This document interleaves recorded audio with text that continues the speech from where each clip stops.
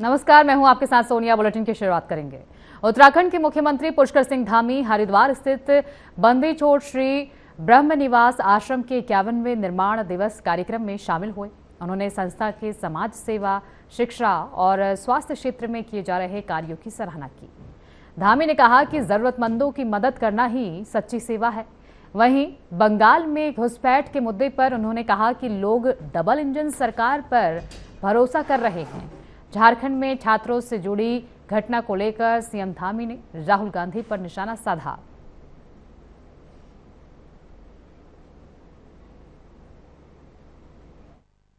देखिए, इसीलिए लोग पूरे देश के अंदर डबल इंजन की सरकारों को चुन रहे हैं और जहां भी ये तुष्टीकरण वाली सरकारें हैं वो धीरे धीरे जहां भी चुनाव हो रहे हैं वहां उनको जाना पड़ रहा है और डबल इंजन लोग लगा रहे हैं। डबल इंजन का प्रभाव देख रहे हैं। अनेकों काम, अनेकों योजनाएं जो बंगाल में रुकी हुई थी वो सभी योजनाएं अब धरातल पर आ रही हैं और अब काम उस आधार पर, तुष्टीकरण के आधार पर नहीं हो रहे हैं, बल्कि जो काम होने हैं वो काम हो रहे हैं। लेकिन नेता यहाँ धरना कभी कुछ, अब देखिए, मुझे लगता है कि उनकी कुंठा, उनकी हताशा लगातार बढ़ती जा रही है और उनके मन में जो सामंतवादी सोच है जो पैदा होते ही उनके अंदर आ गई थी, वो सोच से उनको छुटकारा नहीं मिल रहा है। उनको लगता है कि देश की संसद भी मेरे हिसाब से चलनी चाहिए, देश भी मेरे हिसाब से चलना चाहिए। मोदी जी जो सामान्य परिवार में पैदा हुए हैं वो कैसे 12 सालों से लगातार देश को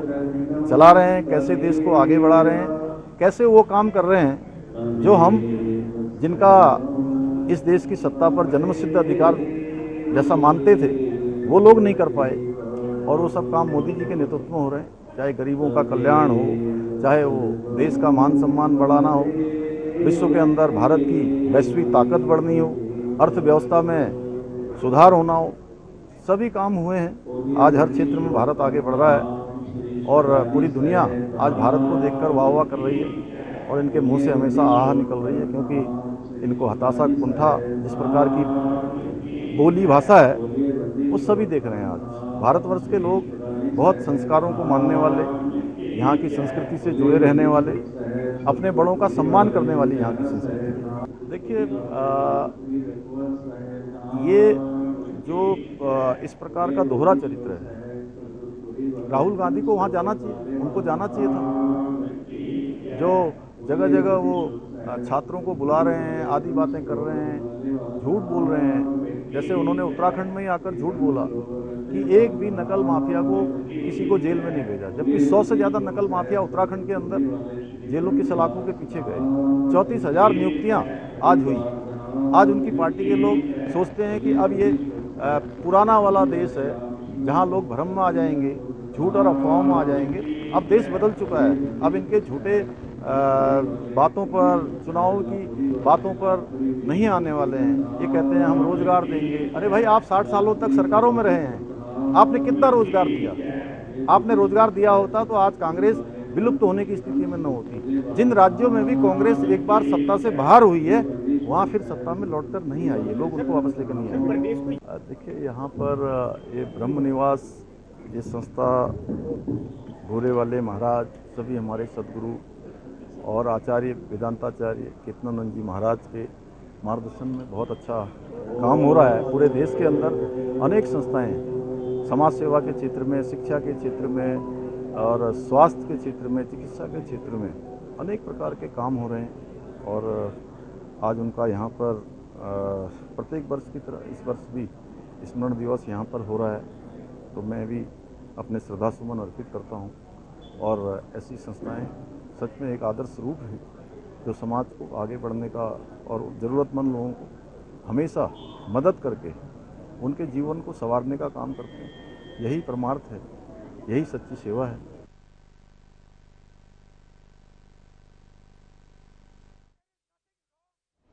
भारतीय जनता पार्टी ने आगामी विधानसभा चुनाव को लेकर तैयारियां तेज कर दी हैं। देहरादून में प्रदेश अध्यक्ष महेंद्र भट्ट और मुख्यमंत्री पुष्कर सिंह धामी की अध्यक्षता में सांसदों, विधायकों और जिलाध्यक्षों के साथ बैठक हुई।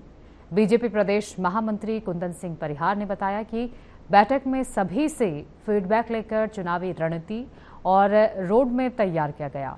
संगठन स्तर पर मंडल अध्यक्षों तक बैठकें हो चुकी हैं। उन्होंने कहा कि सरकार की नीतियों को जन जन तक पहुंचाने और स्थानीय समस्याओं के समाधान पर जोर दिया जा रहा है।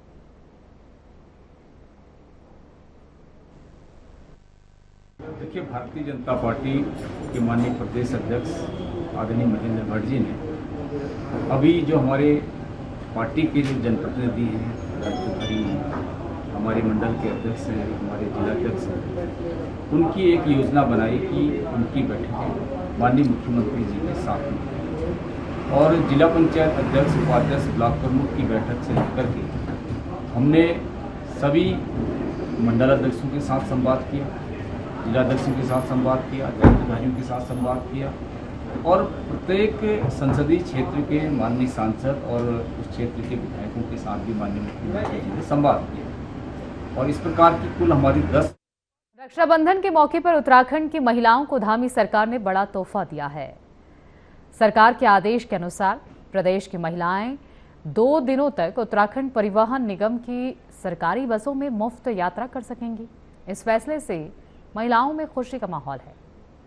बीजेपी प्रदेश प्रवक्ता हनी पाठक ने मुख्यमंत्री पुष्कर सिंह धामी का आभार जताते हुए कहा कि सरकार महिला सशक्तिकरण के लिए लगातार काम कर रही है।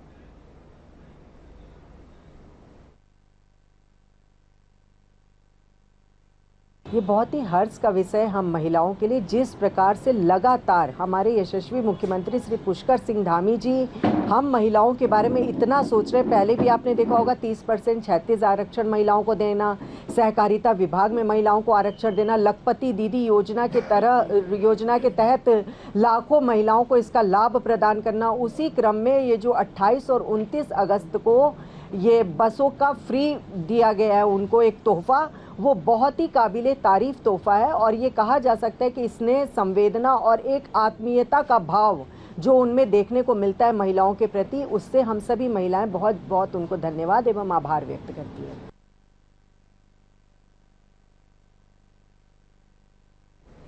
उत्तराखंड में एसआईआर को लेकर बीजेपी और कांग्रेस के बीच जुबानी जंग तेज हो गई है। बीजेपी प्रदेश महामंत्री तरुण बंसल ने कांग्रेस के आरोपों को खारिज करते हुए एसआईआर को निष्पक्ष प्रक्रिया बताया। उन्होंने कहा कि किसी भी पात्र नागरिक का नाम मतदाता सूची से नहीं कटेगा और पात्र लोगों के नाम सूची में शामिल किए जाएंगे।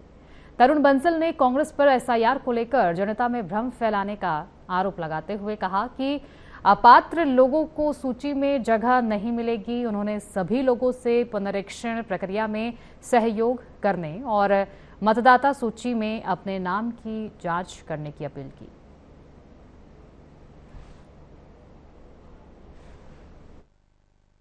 देखिए, एसआईआर कोई प्रथम बार उत्तराखंड में नहीं हो रहा है। एसआईआर कितनी बार हुआ है और हमेशा से कांग्रेस के शासनकाल में ही हुआ है। भारतीय जनता पार्टी का तो प्रथम बार शासनकाल है जिसमें एसआईआर हो रहा है और एक वो संवैधानिक प्रक्रिया है जिसके अंतर्गत होता है। उसका एक प्रोटोकॉल बना हुआ है, उसकी एक नियमावली बनी हुई है। पहले प्री एसआईआर हुआ, जिनकी मैपिंग होनी थी उनकी मैपिंग हुई, जो नहीं अनमैप्ड रह गए वो अनमैप्ड रह गए। उसके बाद अब जिनकी मैपिंग हो गई उनके बाद भी उनके नोटिसेज आए हैं। अब नोटिसेज को ये देख के तो नहीं आए हैं कि ये किसका है, ये किसका नहीं है, किसको देना है, किसको नहीं देना है। एक एक विधानसभा में 30-40 हजार नोटिस आए, क्योंकि उनका एक फॉर्मेट है। उस फॉर्मेट में मान लीजिए मेरा नाम तरुण बंसल है, उस समय मैंने तरुण लिखा था, तो इस समय मैं तरुण बंसल लिखता हूँ। तो एनुमलाई जो प्रॉब्लम्स हैं उनके कारण उनके नोटिस आए, तो वो किसी के एक के कारण नहीं आए कि एक मेरे को आए, एक पार्टी वर्ग विशेष को आए। कांग्रेस के चूंकि शासनकाल में नहीं हो रहा है तो उनको ये लगता है वो तुष्टीकरण की राजनीति करती है। उनको ये लगता है कि हमारे शासनकाल में नहीं हो रहा है क्योंकि उन्होंने अपने शासनकाल में हो सकता है करी हो उस समय गड़बड़ियां। कांग्रेस के वरिष्ठ नेता हरक सिंह रावत के बयान से उत्तराखंड की सियासत में हलचल तेज हो गई है। हरक ने अपने लंबे राजनीतिक अनुभव का जिक्र करते हुए कहा कि कई नेता कभी उनके साथ रहे और आज मंत्री से लेकर मुख्यमंत्री तक के पद पर हैं। उन्होंने कुछ नेताओं को अपना चेला बताया। हरक ने गणेश गुर्दियाल को छोटा भाई बताते हुए उनके राजनीतिक सफर का भी जिक्र किया।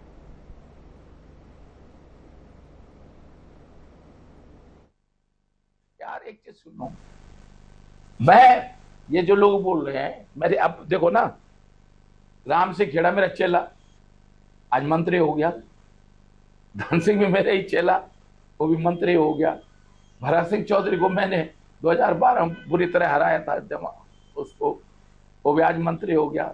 वो प्रदीप बत्रा भी रोज मेरे यहाँ बैठा रहता, वो मंत्री हो गया। तो अब जब तीरथ सिंह रावत उत्तराखंड मुख्यमंत्री हो गया, धन सिंह मेरा चेला वो भी मुख्यमंत्री हो गया, तीरथ मेरा चेला वो राष्ट्रीय उपाध्यक्ष हो गया। तो कांग्रेस में हो चाहे बीजेपी में हो। उत्तराखंड में महंगी चीनी और पेट्रोल डीजल की कीमतों को लेकर कांग्रेस ने सरकार पर हमला बोला है। कांग्रेस के वरिष्ठ उपाध्यक्ष सूर्यकांत धस्माना ने महंगाई और एथेनॉल नीति को लेकर केंद्र सरकार पर सवाल उठाए। उन्होंने दावा किया कि चीनी के दाम में तेजी से बढ़ोतरी ने आम लोगों की परेशानी बढ़ाई है। धस्माना ने पेट्रोल में एथेनॉल ब्लेंडिंग को लेकर भी सवाल खड़े किए और इसके असर पर चिंता जताई।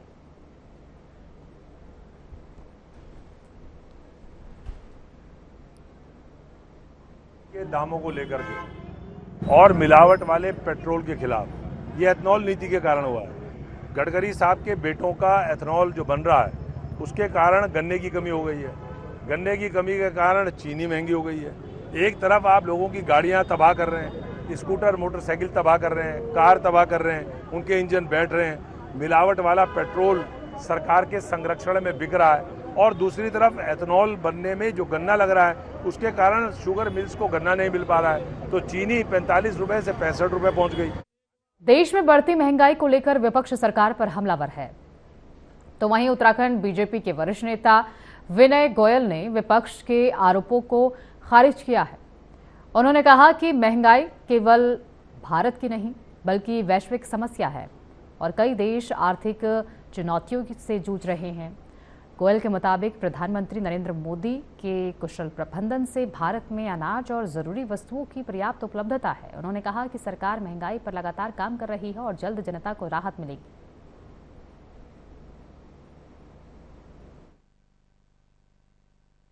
देखिए, इस समय जो अंतर्राष्ट्रीय स्थितियां हैं, अगर आप भारत से बाहर नज़र उठाकर देखेंगे तो आपको दिखाई देगा कि वहाँ किस प्रकार के जनाक्रोश हैं, वहाँ खाने पीने की वस्तुएं उपलब्ध नहीं हैं, वहाँ क्या लोगों की स्थितियां हैं। लेकिन हमारे देश के प्रधानमंत्री माननीय नरेंद्र मोदी जी ने इन सारी परिस्थिति के बावजूद जिस प्रकार से कुशल नियंत्रण किया है और हमारे देश में आज दिनेशपुर नगर पंचायत के वार्ड नंबर 4 स्थित काली मंदिर परिसर में एक पेड़ मां के नाम अभियान के तहत पौधारोपण कार्यक्रम आयोजित किया गया। वार्ड सभासद सविता बैरागी के नेतृत्व में हुए कार्यक्रम में बीजेपी प्रदेश मंत्री उत्तराखंड गुंजन सुखीजा, विशंभर बैरागी, पूर्व चेयरमैन काबल सिंह समेत स्थानीय जनप्रतिनिधियों और लोगों ने पौधे लगाए। इस दौरान पर्यावरण संरक्षण और आने वाली पीढ़ी को स्वच्छ वातावरण देने का संकल्प लिया गया।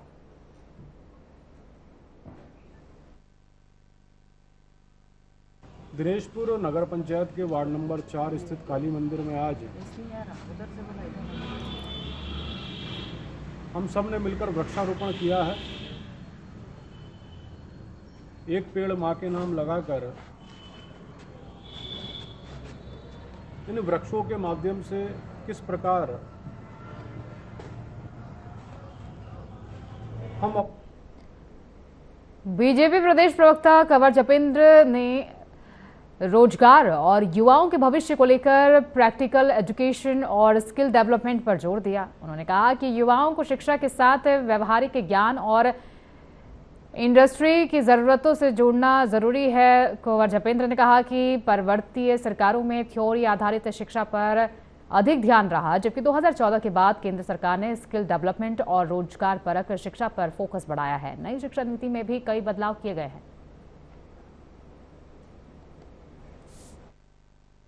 नीति आयोग की रिपोर्ट में स्पष्ट तौर पर संकेत मिले हैं कि अब भारत में थ्योरिकल एजुकेशन के साथ साथ प्रैक्टिकल एजुकेशन के ऊपर भी जोर दिया जाना चाहिए। हमारे देश की इंडस्ट्री और मार्केट से संबंध रखने वाले कोर्सेज जो हरिद्वार के प्रेमनगर आश्रम में आयोजित 4 दिवसीय हिमालयन MSME एक्सपो के दूसरे दिन छात्रों और युवाओं में खासा उत्साह देखने को मिला। रानीपुर विधायक आदेश चौहान ने एक्सपो में पहुंचकर स्टॉलों का अवलोकन किया और कृषि बागवानी उत्पादों की जानकारी ली। विभिन्न शिक्षण संस्थानों से पहुंचे छात्रों ने ऑर्गेनिक खेती, आधुनिक कृषि तकनीक, स्टार्टअप और स्वरोजगार की संभावनाओं को समझा। निश्चित रूप से भारत सरकार का जो उद्देश्य है और उस उद्देश्य को प्राप्त करने में ये प्रदर्शनी पूरी तरह से सफल है। मैंने भी विभिन्न स्थलों का यहाँ पर निरीक्षण किया है, तो बहुत सारी नई जानकारियां मुझे भी प्राप्त हुई है और मुझे लगता है कि जिस तरह से लोग यहाँ पर आकर देखेंगे, इस स्थलों पर जाएंगे और वहाँ पर हमारे जो अधिकारी हैं, भारत सरकार के उत्साह है और काफी लोग कल भी आए, आज भी काफी क्राउड आया और मुझे लगता है कि एमएसएमई क्षेत्र में एक नए आयाम ये प्रदर्शनी लिखेगी, क्योंकि इसका फोकस ही एमएसएमई को बढ़ावा देना है। और दूसरा, जो गवर्नमेंट की स्कीम चल रही है, डेवलपमेंट और स्कीम, उनको डिस्प्ले करना है।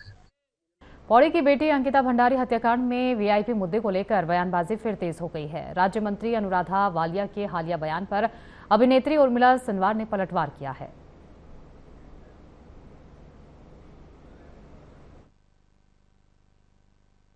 उसमें मुझे कुछ नहीं कहना, क्योंकि वीआईपी कोई नहीं है। ये तो एक उर्मिला सनावर जी, हम भी उनको बहुत अच्छी तरह से नहीं जानते हैं। उन्होंने किस वीआईपी की बात करी, क्या करी, हम नहीं जानते हैं। कोई वीआईपी नहीं है। उससे एसआई से उस जांच से बड़ा तो कोई कुछ भी नहीं है। जांच में निकल आएगा जो भी है, एसआईटी में भी सारा निकल। जय बद्री विशाल। अभी मैं देख रही हूँ कि 2-3 दिन से एक अनुराधा वालिया जी हैं जो राज्य मंत्री हैं, उनका एक बयान बड़ा ही वायरल हो रहा है और वो बयान उन्होंने श्रीनगर की धरती पे दिया है, उस धरती पे दिया है जिसके बारे में वो बयान दे रहे हैं, जहां की वो बेटी है। जी हाँ, मैं बात कर रही हूँ अंकिता भंडारी हत्याकांड के बारे में। तो अनुराधा जो वालिया जी है, उन्होंने कहा है कि जो अंकिता भंडारी हत्याकांड था उसमें सब जो भी जितने भी सारे के सारे अपराधी थे वो सब जेल जा चुके, सबको उम्र कैद हो चुकी और उस केस में कोई वीआईपी है ही नहीं, निराधार है। क्यों सीबीआई जांच बिठाई? खटीमा ब्लॉक सभागार में ब्लॉक प्रमुख सरिता राणा की अध्यक्षता में क्षेत्र पंचायत समिति की बैठक हुई। बैठक में पेयजल, बिजली और सड़क की समस्याओं को लेकर बीडीसी सदस्यों ने जमकर हंगामा किया।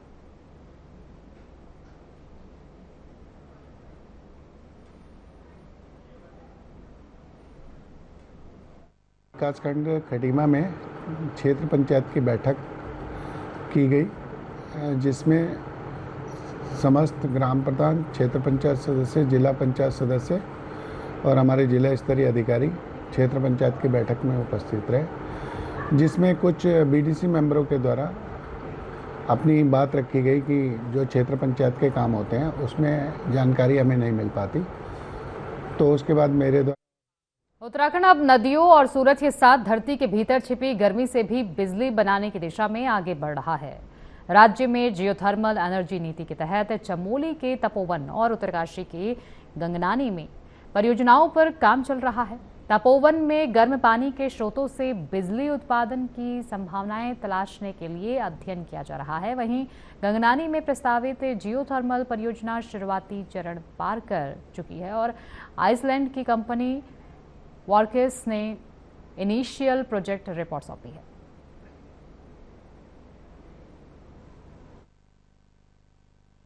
अभी जो प्री फिजिबिलिटी है उसमें एक 3 मेगावाट का पोटेंशियल उन्होंने आइडेंटिफाई किया है। ये 3 मेगावाट का पोटेंशियल आपको बिल्कुल सरफेस में जो टेम्परेचर मिलता है ना, उसके बेसिस पर है। अब अगर जो एक्सप्लोरेटरी ड्रिलिंग की मैंने बात किया था, इसके बाद जो नेक्स्ट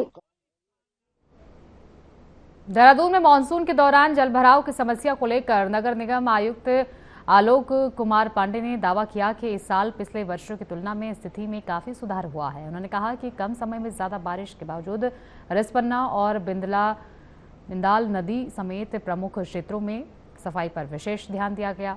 आयुक्त के मुताबिक जलभराव वाले स्थानों पर करीब आधे घंटे में पानी निकल रहा है।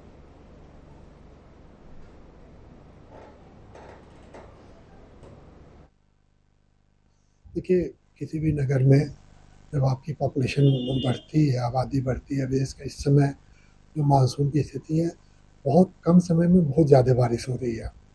तो इस बार नगर निगम द्वारा रिस्पना बिंदाल में जो है सफाई कराया गया और देखेंगे कि पिछले वर्षों की तुलना में वाटर लॉगिंग बहुत कम हो गई है। लेकिन कुछ जगह समस्याएं हैं, जैसे आप प्रिंस चौक में देखिए, रिस्पना पे देखिए, लेकिन ये कहीं ना कहीं पीडब्ल्यूडी से भी जुड़ी हुई समस्याएं हैं और प्रॉपर ड्रेनेज सिस्टम का क्रॉस ओवर नहीं हुआ है। नगर निगम ने करीब 29 जगहों पे जो है। देहरादून में टीबी उन्मूलन अभियान को लेकर स्वास्थ्य विभाग लगातार सक्रिय है। जिले के 189 संवेदनशील क्षेत्रों में 100% स्क्रीनिंग पूरी कर ली गई है। अब तक जिले में 5215 टीबी मरीजों की पहचान हो चुकी है।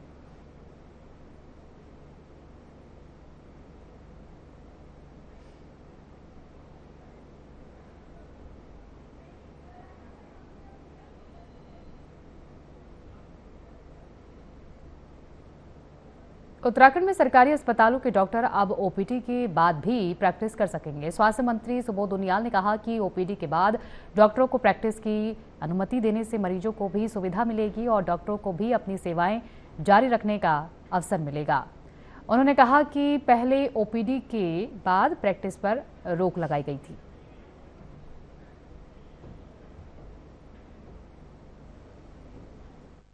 सोच रहे हैं कि जो वॉलंटरी डॉक्टर जो चाहते हैं कि हम ओपीडी आवर्स के बाद प्रैक्टिस कर सकें, तो आप एक चीज़ का परीक्षण कर रहे हैं कि क्या ओपीडी आवर्स के बाद हॉस्पिटल कैंपस में डॉक्टर्स को। उत्तराखंड क्रांति दल के सैनिक प्रकोष्ठ ने अग्निवीर योजना और युवाओं के भविष्य को लेकर सरकार से ठोस नीति बनाने की मांग की है। देहरादून में प्रेस वार्ता के दौरान यूकेडी ने कहा कि उत्तराखंड सैन्य बाहुल्य प्रदेश है। दल ने 4 साल की सेवा पूरी करने वाले अग्निवीरों के लिए रोजगार, स्वरोजगार, पुलिस और अर्धसैनिक रिक्रूटमेंट होता था हमारा, वो 9 महीना होता था। अब अग्निवीर आज की डेट पर यूनिट में जाता है और अग्निवीर यूनिट में अग्निवीर के साथ आपसी भेदभाव भी एक प्रकार का होना शुरू हो जाएगा कि ये रेगुलर है पहले वाला और ये अग्निवीर है। अब ये देखिए, अग्निवीर जो है, अग्निवीर 3 साल जब अग्निवीर को हो जाएगा तो वो चौथे साल में ये महसूस करना शुरू कर देगा कि मुनिकेरेती में 14 बीघा पुल के पास बंदे वाली रोड पर दुकान में चल रहे कथित अवैध शराब के मिली ठेके का खुलासा हुआ है। नगरपालिका अध्यक्ष नीलम बलजड़वाण और क्षेत्र की महिलाओं ने मौके पर पहुंचकर छापेमारी की। बुलेटिन में फिलहाल के लिए इतना ही। आगे की तमाम खबरों के लिए बने रहिए हमारे साथ।